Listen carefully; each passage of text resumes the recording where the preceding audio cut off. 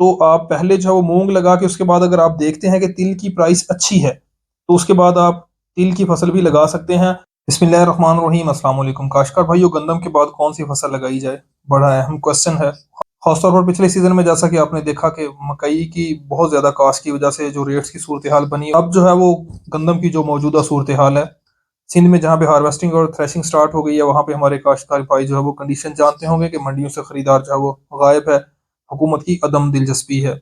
तो इस तरह की कंडीशन में अगर आप गंदम के बाद फसल की प्रॉपर जो है वो कोई प्लानिंग नहीं करते, तो खुदा ना खास्ता जो है, ना सिर्फ आप बल्कि हमारी पूरी फार्मर कम्युनिटी, जितने भी हमारे किसान भाई हैं, वो इस तरह की कंडीशन से दोबारा से दो चार हो सकते हैं।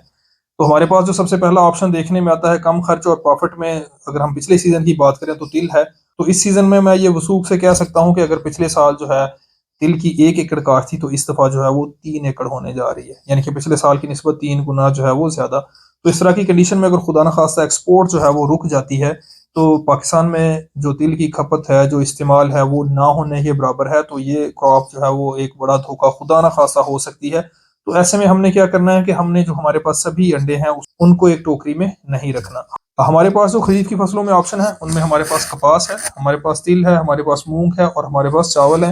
इसके अलावा अल्टरनेट जो है वो कुछ क्रॉप्स जो है हो सकती हैं, लेकिन जो मेजर क्रॉप्स हमारे पास खरीफ में लगती हैं वो यही हैं। तो अगर मैं कपास की बात करूं तो इस दफ़ा कॉस्ट जो है वो निस्बतन कम है। मौजूदा अगर रेट्स की बात करें तो बहुत अच्छे हैं। तो अगर आप कपास लगा लेते हैं तो मेरे ख्याल में जो हमने प्लानिंग अपनी रिवाइज की है, कॉटन जो है वो इस सीज़न की शायद जो है वो एक बेहतरीन क्रॉप हो सकती है, क्योंकि उसका जो एरिया अंडर कल्टीवेशन है वो कम है। दूसरे नंबर पर अगर मैं बात करूँ मूँग की, तो मूँग जो है वो हमारे पास एक बहुत अच्छा ऑप्शन है कम खर्च में। हमारे वो इलाके जहाँ पे ज़मीनें जो हैं वो हल्की हैं, दरमियानी ज़रख़ेज़ी की हैं, वहाँ पे तो ये कामयाबी से लगती ही है, लेकिन भारी ज़मीनों में जो इसको लगाया जा सकता है। पिछले साल हमने तजर्बाती तौर पर गुजरांवाला में कुछ फ़ील्ड जो हैं वो चावल की मौसमी काश्त से पहले लगवाए थे, तो उनकी पैदावार 15 मन बगैर किसी खर्च के सिर्फ जो है वो बीज का छट्टा करके हल दिया गया था। उसके बाद जो है उसकी हार्वेस्टिंग की गई है, 15 मन जो है वो बआसानी। और रेट्स जो है वो मार्केट में इस टाइम जो है वो अच्छे हैं। हम ये एक्सपेक्ट कर रहे हैं कि हार्वेस्टिंग पे जो है वो 8,000 से प्लस ही इसका रेट जो है वो होगा। तो अगर 15 मन भी हो जाते हैं, तो यकीनी तौर पर 1 लाख से ऊपर की आपको बचत है। और ये क्रॉप जो है वो 70 से 75 दिन में तैयार हो जाती है। उसके बाद आप जो मौसमी चावल है उसको बआसानी लगा सकते हैं, वक्त पे लगा सकते हैं। और मूंग की फसल जो है ना सिर्फ आपको प्रॉफिट देगी, बल्कि आपकी ज़मीन की जरखेज़ी जो है उसमें भी इजाफे का बायस होगी। यहाँ पे मैं एक चीज़ क्लियर करता चलूँ कि हमारे जहन में है कि मूंग जो है खुदा न खास्ता मौसमी हालात में मुतासर हो जाती है। तो अगर बहुत ज़्यादा खुदा न खास्ता बारिशें हैं, तो आपकी कोई भी फसल है उसके मुतासर होने का अंदेशा है। लेकिन अगर नॉर्मल जो है वो प्रिडिक्शन है मौसम की, जिस तरह से मानसून में जो है वो बारिशें होती हैं, तो 70-75 दिन के बाद हम पैराकॉट का स्प्रे करके बआसानी जो है इसे कंबाइन हार्वेस्टर के ज़रिए या लेबर से कटवा के जो है इसकी थ्रेशिंग कर सकते हैं। कोई इस तरह का ऐसा इशू नहीं है कि खुदा न खास्ता फसल के जो है वो ज़ाया होने का अंदेशा है। उसके बाद अगर हम बात करें, हमारे पास हाइब्रिड राइस है। हाइब्रिड राइस जो है वो इस दफ़ा इसकी भी कास्ट का बहुत ज़्यादा ट्रेंड देखने में आया है। तो जैसा कि मैंने बताया कि जब भी किसी चीज़ की सप्लाई बढ़ जाती है, ख़ास तौर पर अगर कोई आपकी ऐसी फसल है जो एक्सपोर्ट पे डिपेंड करती है, जैसा कि तिल है, इसका रेट जो है एक्सपोर्ट पे डिपेंड करते हैं।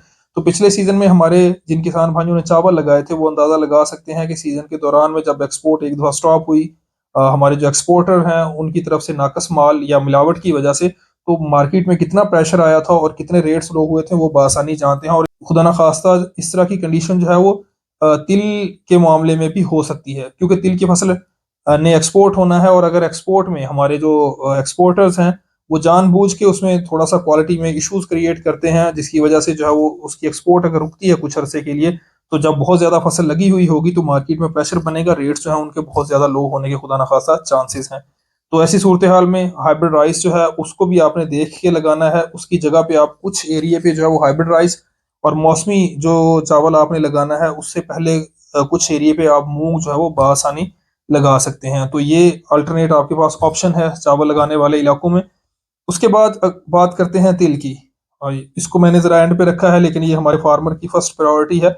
यकीनी तौर पर इनको लगाएँ, लेकिन मैं ये कहूँगा कि आप कुछ एरिया पे जो है वो तिल लगाएँ, और कुछ एरिया पे जहाँ पे आप तिल लगाना चाहते हैं, उससे पहले जो है वो आप मूँग लगा लें। मूँग की आप वैरायटी जो जल्दी तैयार हो जाती हैं, वो लगाएँ, जिनमें अज़री 2021 है, बहुत अच्छा पैदावारी पोटेंशियल है। अगर आप इसको जो है अप्रैल के आखिरी हफ्ते या मई के पहले दूसरे हफ्ते तक लगाते हैं, तो ये 65-70 हद 75 दिन में बआसानी जो है वो तैयार हो जाती है। उसके बाद जो है वो आप बआसानी तिल की फसल जो है वो लगा सकते हैं। खासतौर पर तिल की वो वैरायटीज जो छोटे पत्ते वाली हैं, जिनमें TS5 है, TS3 है, क्योंकि जब हम लेट कास्ट में तिल को लगाते हैं तो उस सूरत में हमारे पास जो सकिंग पेस्ट है उनका अटैक सबसे ज्यादा होता है। लेकिन ये ऐसी वैरायटीज हैं उनके खिलाफ जो है वो काफी हद तक जो है रेजिस्टिव हैं, खासतौर पर जो है वो मिरर बग के अगेंस्ट।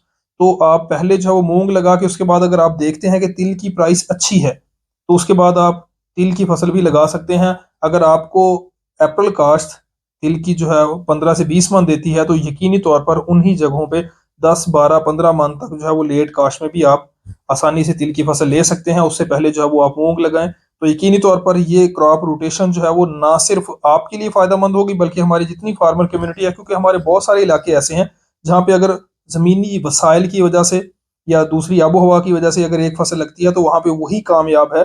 तो उनकी बका के लिए ये जरूरी है कि जहां पे हमारे पास वसाइल ऐसे हैं कि हम एक से ज्यादा फसलें उगा सकते हैं, तो हम उस रूल पे भी अमल पैरा होंगे कि सभी अंडे जो है वो एक टोकरी में नहीं रखने, एक ही फसल हमने नहीं लगानी।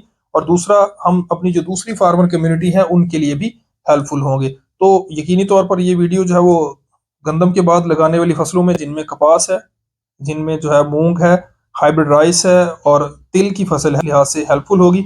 अगर आपका प्रोडक्शन टेक्नोलॉजी के हवाले से, चाहे वो उनके बीज है, उगाऊ का तरीका है, उनके इंसेक्ट पेस्ट का कंट्रोल है, इस लिहाज से अगर आपको कोई क्वेश्चन हो, आप कमेंट बॉक्स में डायरेक्ट व्हाट्सएप के थ्रू या इस वीडियो की डिस्क्रिप्शन में हमने अपने व्हाट्सएप ग्रुप का लिंक दिया है, आप हमें व्हाट्सएप ग्रुप में ज्वाइन कर सकते हैं।